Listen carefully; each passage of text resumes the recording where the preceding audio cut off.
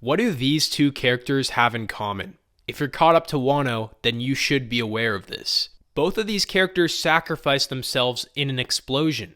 One was taken out by dynamite, the other survived a giant bomb.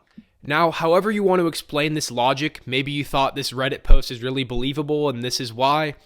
I'm not concerned with that in this video. I think there are characters in One Piece whose deaths would have made the story better, like Pell. Vivi has known Pell her entire life, so her seeing him sacrifice himself to save the entirety of Alabasta would just be a beautiful way to end his character.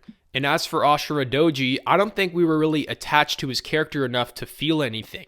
I think Kaido ending Kinemon right here would have been more emotional. His last moments being protecting the future Shogun while that boy watches this guy get taken out crying would have just made Wano so much better in my opinion. I also think in that same respect, Kiku could have been taken out in Wano. Whether that have been by Kaido on the roof or by Kanjuro right here, I think her story coming to an end in this war would have been a very fitting thing.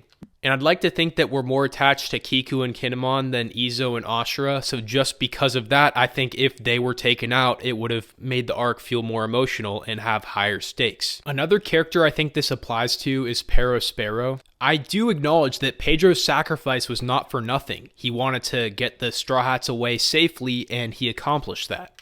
But Perospero coming back from this in the same arc just kind of takes away from Pedro's sacrifice, in my opinion. I know this sounds crazy, but you gotta hear me out. I think that Bellamy should not have survived Dressrosa. He always looked up to Dofi. Everything he did was to please Dofi, even if that meant putting his life on the line fighting Luffy. So I think after Luffy defeats him again, Dofi just ending his character right here would have been fitting, because it shows his undying loyalty to Dofi was all for nothing.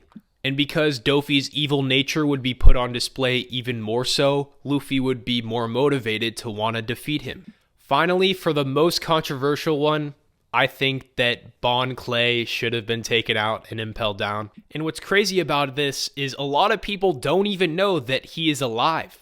And when I found that out, I was like, man, I don't know how I feel about that, because I am happy that Bon Clay is alive. I like Bon Clay, but I just think his character arc ending where it did, as emotional as it was just beautiful. You know what I mean? It was one of the saddest moments in One Piece. And when watching it back, knowing he survives that, it's not hitting the same. This is just my opinion. I love Bon Clay. That's the reason why I think his character arc ending there would have been great. And just to show you guys how genuine I am with this video, I would be okay with Bogard dying if he was executed in the right way. Of course, I would need to see him show out first in order for that to happen.